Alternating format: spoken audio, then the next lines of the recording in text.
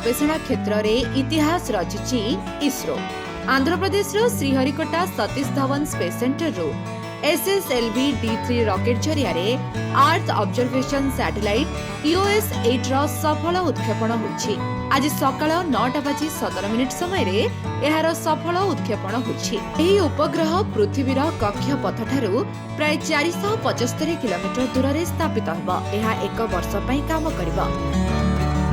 EOS-08 उपग्रह उत्क्षेपणर उद्देश्य हेउछि एहा आम परिवेश एवं विपर्यय विषय सठिक सूचना प्रदान करिबा। विपर्यय मॉनिटरिंग, परिवेश मॉनिटरिंग इत्यादि कार्यगुड़िक पई प्रतिछवि कैप्चर करिबाकू EOIER पेलोड डिजाइन करा जिछि।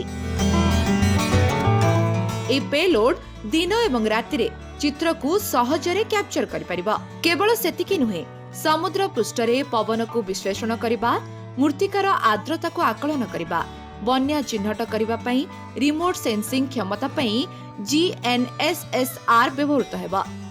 SIC UV dosimeter Gaganyaan mission पई अति बाइगणी रश्मि उपरे नजर मध्य रखिबा। इसरो रो एही भली पदक्षेप सहित भारत वर्तमान पृथ्वीर हृदय स्पंदन सुनिबारे सक्षम होई परिबा।